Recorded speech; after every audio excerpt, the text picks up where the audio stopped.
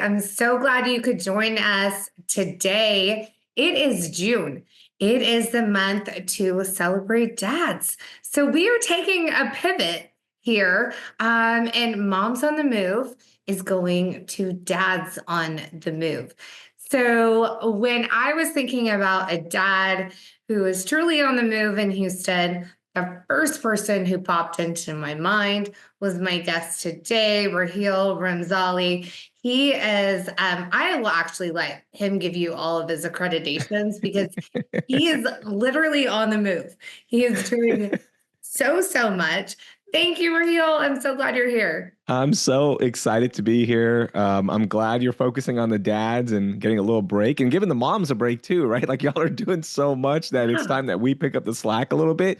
But yeah, I'm excited to be here and I'm going to give you a 30-second breakdown of what I do. And I'm so fortunate to do a lot of things. And you and I were joking, like, there's no way you could recount and recap everything. So I am the host of CityCast Houston, which you've been on plenty of times, and I always enjoy talking to you. I do that during the week, and then on the weekends, I do play-by-play for the UFC on UFC Fight Pass for one of their fight promotions called Fury Fighting Championship. So I'll do that on the weekends. I've done stadium hosting for the Roughnecks, which is part of the UFL. I was once an ambassador for Lululemon. Yeah, I've done like stuff with the Houston SaberCats. I just got my start in sports radio, and from there, I've done a lot of different things in TV and radio. So I'm lucky and fortunate to have done so much and still being, so involved in the industry. So that's just like my professional side of things. And we'll get into the other side, like what we Yeah. do in the free time and community service, all that. But just to give your guests, an overview of what I do.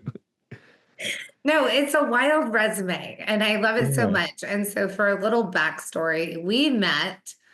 I was thinking about it. I think it had to have been 2018, um, circa 2018 before COVID. That's all the timelines that I know. Yeah, And it yeah. was like, Pre-COVID, post-COVID, for yeah. sure. And we played in a Reliant charity game together. And I will tell you, your boy Raheel knows how to throw some bombs. And a former athlete, not current, but former, I'm like, get me in the game. Um, Yeah. but there were just touchdown passes being Yeah, we played in the flag football game together. That was the first time we met. And then we met out. like every year for 3 years, right? Because they invited us back over and over again. And you and I would always be on the same team. I'm pretty sure we were on the same team every year. Yeah. And let me just give you some props here, okay? Because I remember one play and I'm like, I love playing flag football. I like being involved. And yeah, like, we were killing it on our team. But there was one play when you rushed Paul Gallant, who is a sports radio host, and you sacked him. It was a pretty big play because they were driving, even though I think we were up 2 touchdowns because, we were killing it. And you sacked him. I was like, oh my God, that was so big. And it was a turnover on downs. We went down and scored, and that helped me get an MVP trophy. So without that sack, I don't know. Who knows what happened? So I'm giving you some props as well. Oh, you are so welcome. Yeah. And we still have that video, and you can hear my cackle laugh from like yards and yards away because Yeah. I just was so tickled that I got Paul. It, Yeah. it made that whole experience worth it. That's awesome. No, so we've definitely had some fun. Beyond your all of the things that you do professionally and media and all the things, you're a dad. I And am. you're a dad of two. And how old are they? Yeah, I have two daughters, a 10-year-old and a 2.5-year-old. So a pretty big gap, right? It's about 7 years between the girls and their ages. So two daughters, and it's been such a fun ride. Like my wife and I are so blessed. We have two amazing daughters who are great at, different things. And the 2.5-year-old thinks that she's like 8 years old, but she's really 2.5, right? My 10-year-old is playing developmental volleyball. So we've been doing the sports thing, tennis. She runs with me, like we'll go train together. So it's been a blast. And it's just so cool to see the kids like grow up every single day. But yeah, that's a big part of who I am now is I'm a dad. It's Yeah. cool. Like it's shocking sometimes, but it's cool. Well, I was telling my husband the other day, I'm like, it's like when they let you leave the hospital with the baby, and then they're like, who let me be in charge of I know. teenagers? Like, what? I Yeah. have no permission given, like, for that. And it's so crazy how fast it flies by, right? Like you and I, of course, follow each other on Instagram and like seeing your stories and seeing how your kids are like growing up and what you're going through from the mom side of things. On handling that is so amazing, right? And that's one of the things, frankly, I talk to a lot of new dads about is that like the challenge of handling your kids growing up, right? Like that was very hard for me. That one day my little princess, my 10-year-old, was a baby. We just brought her home and all these fun moments. And all of a sudden, she's like 6, then she's 7, 8, 9, 10, right? And you just look and you're like, what just happened? Right. Like it's really hard, I think. And I tell dads, like, be prepared for this because it's going to hit you. Like one day you're going to be like, oh my gosh, I miss my little baby. Right. I miss my little daughter or my son. So I talked to other dads about this, more experienced dads as well. And, they're like, every phase of their life, you're going to like something else and you're going to appreciate that. So don't get caught up on the previous stuff, right? Like, of course, embrace it, enjoy it, look at the pictures, but every day something new is going to happen where you go, wow, that's amazing. And I get to enjoy this, right? So it's challenging at times, though. It's very challenging. Well, because you look back, and I think there's kind of this where you look back and you're like, oh gosh, those were like the sweet, sweet times, and now Hmm. is hard, but at the same time, that also had very much it's hard. Yeah. So, speaking of hard, talk about with such a demanding schedule, and I mean, you have a little flexibility with the CityCast podcast and whatnot. But talk about how you handle a balance between being a dad, a husband, a provider, and the children. What does that look like? Is there It, a uh, yes, there is a balance, and it's because of the number one person, my wife, right? Like she will hold it down for me, right? Like I want to go back to last summer. There was, no, actually 2 summers ago, excuse me. I was working the CityCast Houston job. I was working the SaberCats sideline gig for TV. I was doing the Roughneck sideline gig, and I was doing the UFC stuff. So that's 3 jobs on the weekends. All right. So I didn't have a weekend off for 17 weekends in a row. And you know who was holding it down with the newborn at that point was my wife.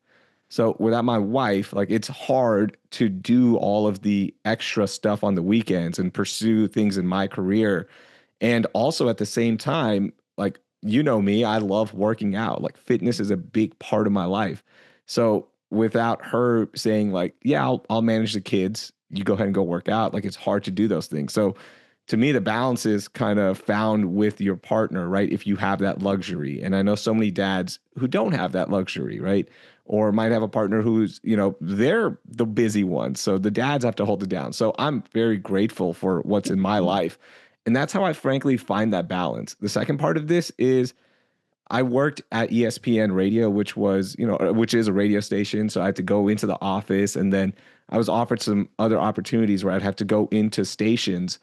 And after COVID, frankly, I got spoiled with being at home, being with my kids, being with my wife, right? And being right there.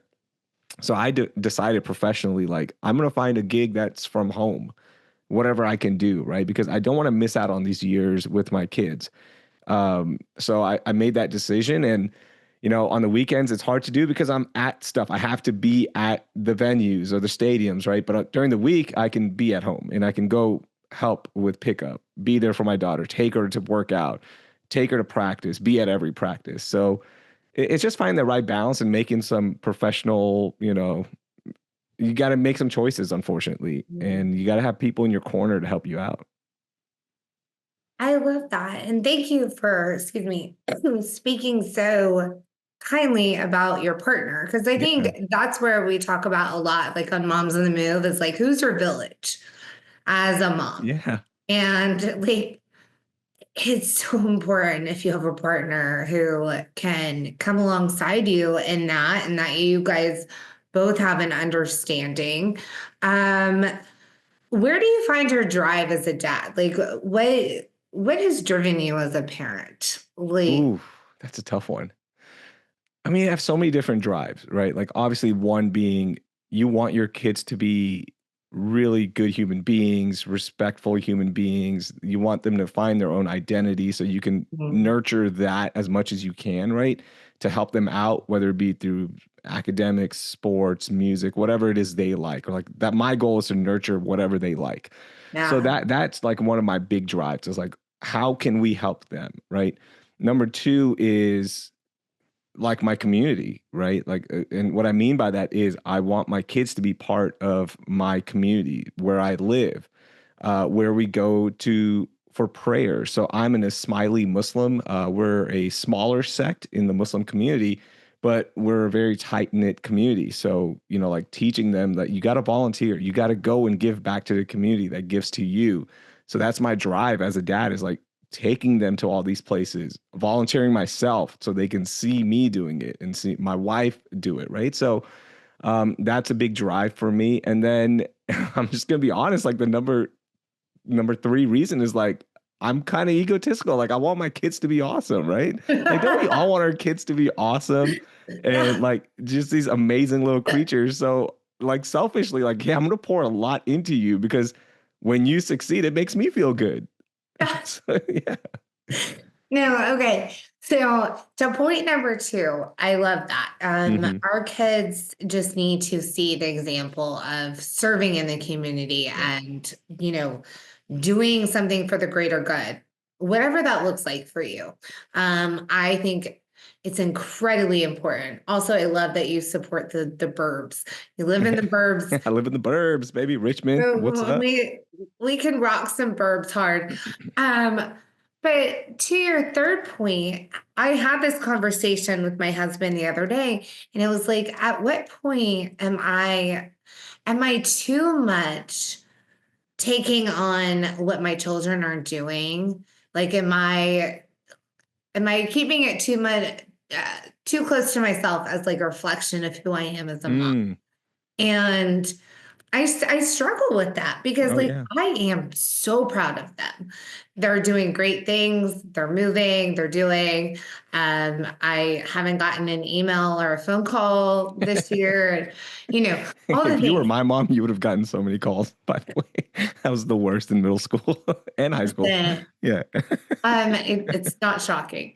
But it would not go well here if Yeah. we did. And so I do take pride in those things because I do Yeah. think as a parent, like we've maybe been kind of instrumental in, molding Yeah. that. But then at what point is it my kid's identity and not mine? Do you know what I No, mean? I don't think there is no point in this. And here's what I mean by that. Like for me, I look at it as phases of life, right? Before I was even married, like I had a different identity, a different sense of Mm, worth, right? Like what made me feel good. After I got married, it changes, right? Then you have kids and then that changes. And it's okay. Like I think it's fine to be in a phase where as a parent, you're proud of your kid and that kind of becomes your identity, right? Like the reflection of what they're doing onto you is a good thing.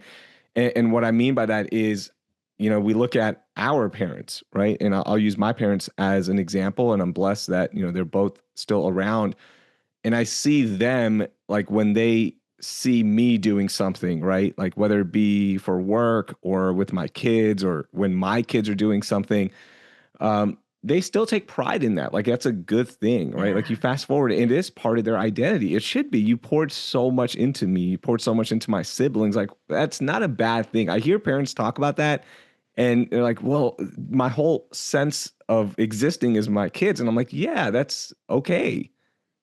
I don't find any shame in that or any guilt or embarrassment or anything like that. Like, no, this is the phase I am in life. Like, that's it. Like, do I miss sometimes where I'm like, hey, Like, and I'll tell my friends to remind my kids, like, hey, your dad was kind of a badass before, right? Like, he wasn't always just your dad. So, we reflect on those moments too. But as of now, like, this is us. And Yeah. this is my responsibility forever now. No, I think that's an incredibly fair statement.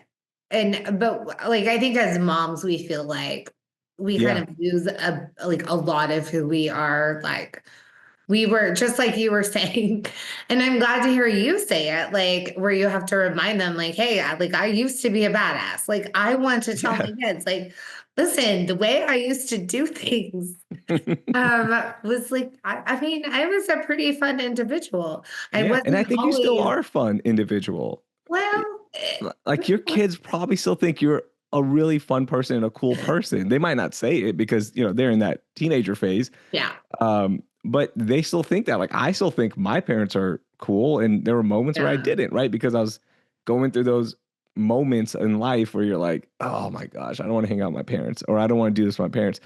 But then you get a moment to reflect, with the years, and you go, man, my parents were badass, and my parents were amazing, and they did some cool stuff, yeah, and they still are, right? So, um, I think and like, I get it what you're saying from a mom standpoint, because yeah, let's just be honest here, moms pour way more into this, right?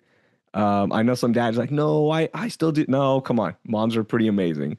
So, yeah. like, I can see how that gets lost in the identity sometimes, but I think it's okay. It's all right. Like, this is the phase you Well, are in life. I appreciate that perspective so much. It makes me feel less like egotistical or my like ego world that I'm living in. So there's two places I want to go from there. So speaking of your parents, it sounds like you have a very loving relationship with them. But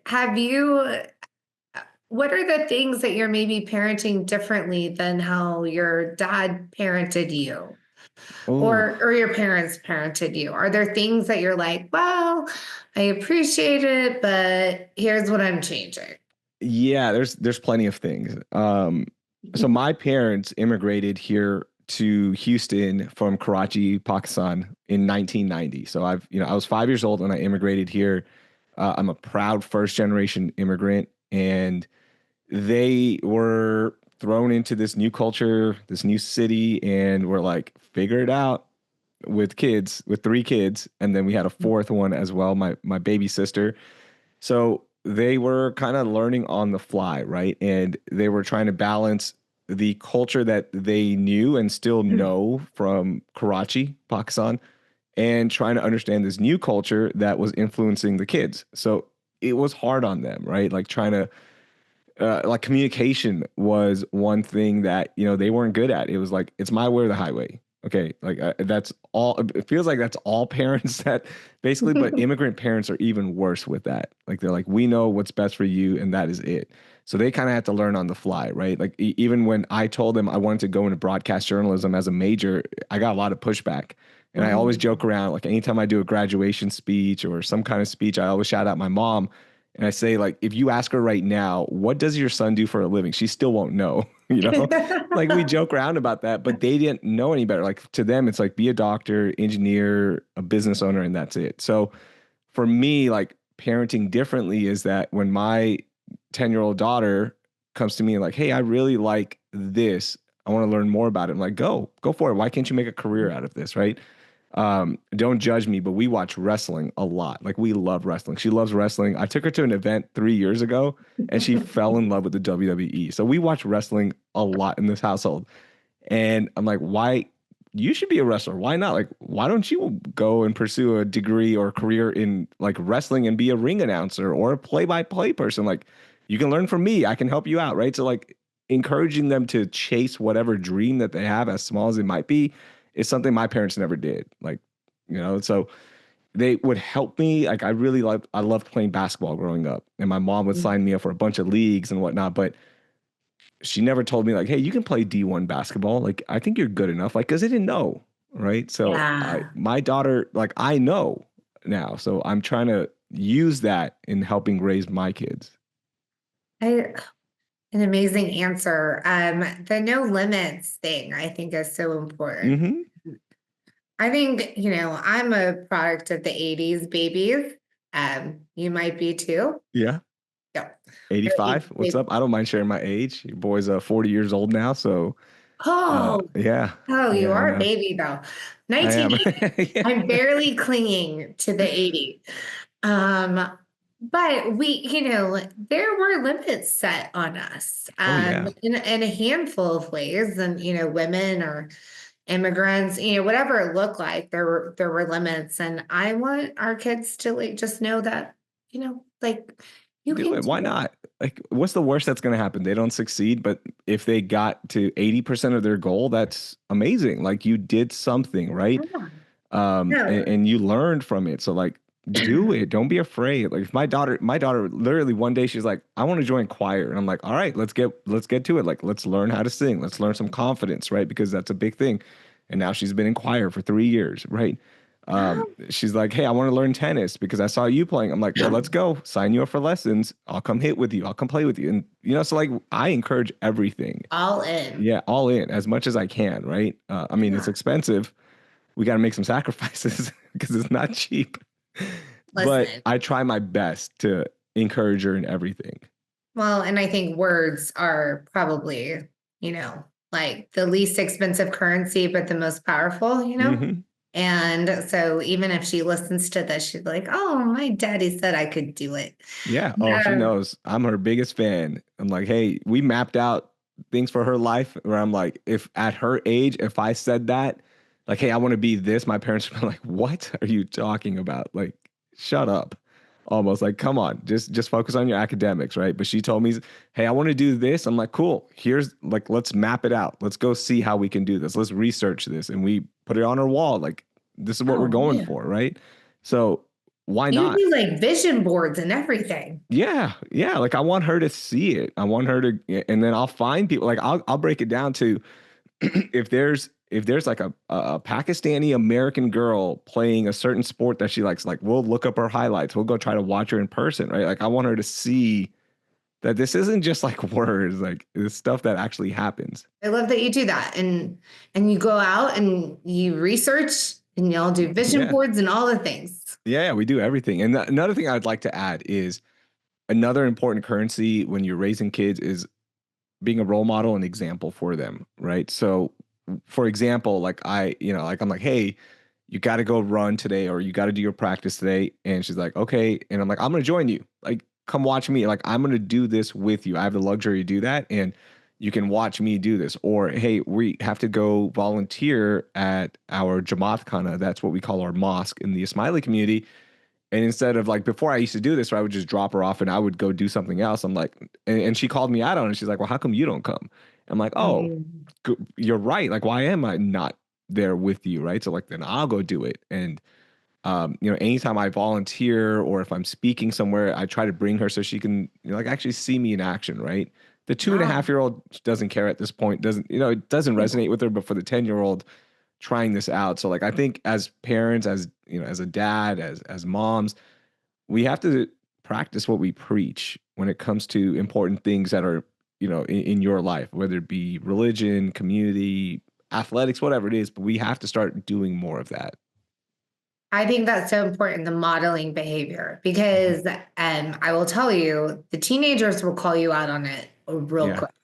Oh They'll be yeah. like, well, why are you not doing that? Yeah. And so we do our best to model. And I love that you do that. I think it's incredibly important. Um, One thing we love to model in our family is where we eat, Ooh, in our favorite places. So we're going to launch into a couple of rapid fire Houston questions. let's do Um, it. you and I have had a lot of conversations around like our favorite things to do in Houston, like what's worth it, what's not worth it. Um, so I'm expecting just all really good things here. I got you. I got you. Okay. So, favorite family friendly restaurant in Houston, or we can do the burbs too. It's fine. Favorite family friendly restaurant for me in Houston is Aga's, Agas, Aga's Indo Pakistani restaurant. It is my favorite restaurant overall in Houston as well. It's Okay. the best South Asian food you'll have, not only in Houston, but they've won national awards. Okay. And they are so accommodating for families. Like your kids will have room to sit. If they, create havoc, they're fine with it. But I love just taking them there. It's great seeing other kids as well and other families. So I like that. I know it's not the traditional, like it has a playground and stuff, but to me, that's like the place where you go as a family, not only me, but like my parents, my brother, my sister, everyone. So I love that place. Putting it on my list. I have heard from it like with my foodies group that I'm involved in. I have not ventured, but Yeah, you, I'm you going got to go. to. Yeah, it's Not amazing. every family friendly restaurant has to have soft serve ice cream, which we still Uh, do love. yeah, yeah. I still love that because I'll eat 3 cones on the way out from Yeah, Gringos, but sure you will. yeah, yeah, I will. Um, okay. So favorite meal to cook for family at home that everyone's gonna eat. What are you cooking? Are you cooking? Or is that a trick Dude, question? that's a trick question. No, it's not a trick question. Currently, right now, if you want the real answer, it's Yeah. chicken nuggets and sweet potato fries. Okay, because the 2.5-year-old is going through this phase where it's either chicken nuggets and sweet potato fries or she's eating tortellini. All right, so like that is like one of those two things every night. And then my oldest daughter like ends up eating that as well because mom is just busy, dad's busy. Sometimes we're like, hey, you're eating nuggets and fries as well. All right, but if I were to cook something and to make that, it's going back to a classic, just cheeseburgers. My daughter Okay. loves cheeseburgers. My wife loves cheeseburgers. I love cheeseburgers. So it's literally just making an old fashioned cheeseburger on the grill, not in an air fryer, not in a pan. I'm going outside on the grill, propane baby, because Hank Hill is right. It cleans. It's a clean burning gas, no flavor added. We're good. We're just gonna let the meat do the talking. So I'm just going old school cheeseburger. I love that.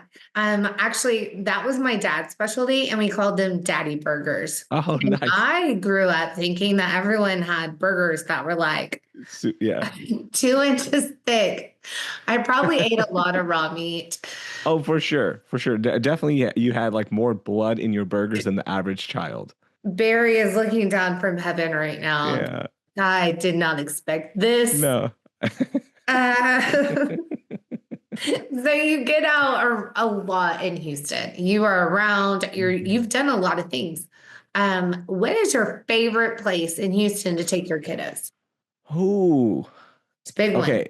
This is tough because there are a lot of good places. I think number one would be going to the McGovern Centennial Gardens in Herman Park. If you haven't Okay. been there yet, it's amazing. It's, there's a lot of green space, but one of the marquee things is you walk in and you see this like hill that goes around up and up and up, and you can go on top of the hill. You get beautiful views of the medical center, of the museum district, and it just feels like a little escape from Houston Hmm. that shouldn't be in Houston. All right. So that is like my favorite place to take the kids and our dog as well. He loves going there.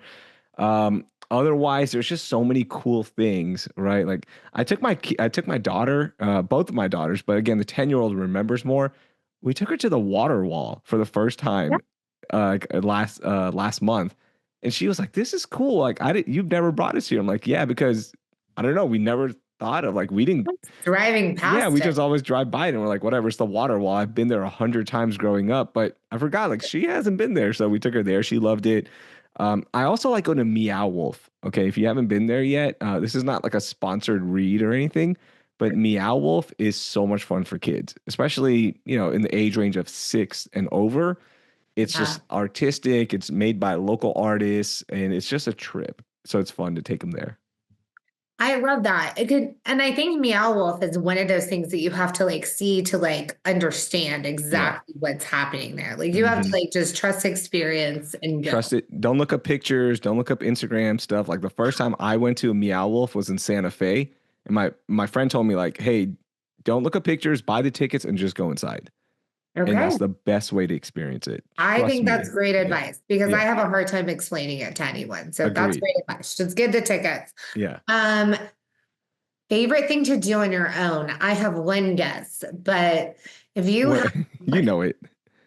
if you have a Raheel weekend, or a Raheel night where it's like no kids, no wife, no work? What does that look like? I'm going to the gym. You're gonna find me playing basketball when I can. I'm playing some kind of sport. Maybe it's pickleball, but I'm doing something where I'm moving. I have to. So I had this is hard to say because I'm still dealing with this mentally, but I had two knee surgeries in the last 6 months. Okay, and I literally play basketball, pickleball, work out every single day. I do something every day. I have to move. Yeah. I don't feel right. So last summer, I tore my right meniscus. I rehabbed. I was back 100%. I was like, yes, appreciated every single moment that I was back playing hoops. And about 2 months later, I tore my left meniscus.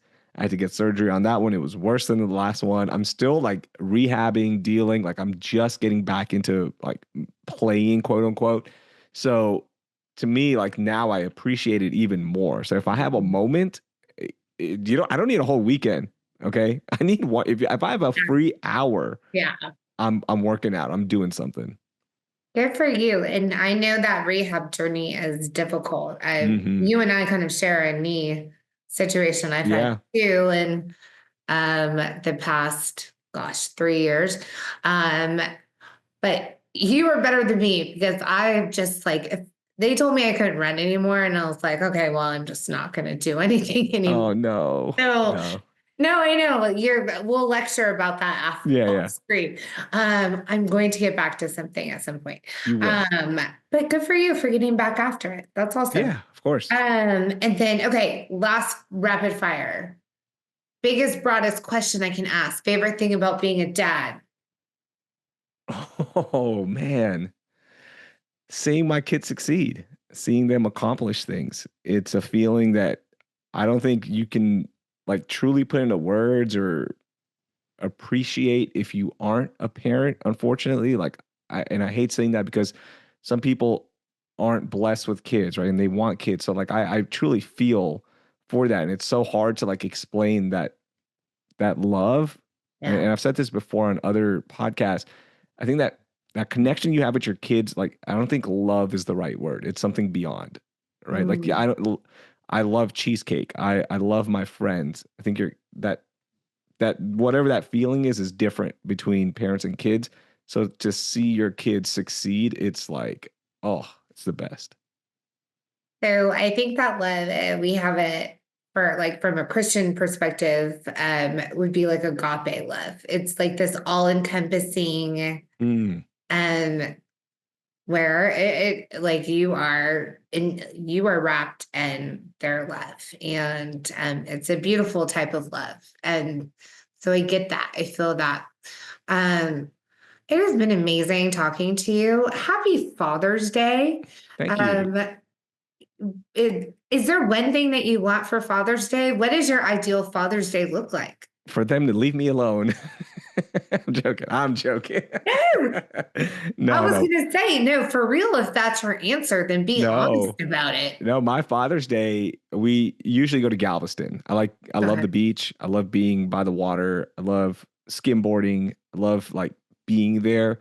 So my wife will always try to like plan a day out where we just go, even if it's for an hour or two, but just being there for Father's Day is like my thing. So that's the gift I want. I don't want any other gifts. I don't get gifts for my birthday. I tell everyone like, don't get me. I don't need anything. I'm good. Like I just want moments, right? And that's the most important thing for me. I love that for you. I think when you ask most moms what they want for Mother's Day, we want to be left alone. We Yes, actually do. I know. We want the hotel room. We want the sleep med. We want the glass of wine. Don't combine the two. Pick one. Pick one. I Um, mean, hey, look, it's been a rough year. You do what you got to do. All right. I mean, but dads always want to hang with their kids, which is yeah. I think it's so cool um, for our dads. And you are a shining example of being a dad in our community, a dad on the move, if you will, um, Thank you. who is always truly on the move. And I'm so thrilled that you joined us today. Thank you so much. Thank you for having me. Thank you for thinking of me and for always supporting me as well, because you always come onto my podcast. And when you reached out, I was like, yes, I would love to. So I appreciate that. And Thank you to everyone for taking a moment to, learn a little bit about me. So I appreciate that. Yeah, no, so many good things shared. We'll put all the things in show notes, what Raheel's favorite things are. And then we also have a great guide to Galveston if you want to go down to Galveston and do what he's doing for Father's Day. But we appreciate you guys. We will be back next month. We will be bringing the moms back. So there will be a mom next month. We can't wait to see you. Thanks so much for tuning in.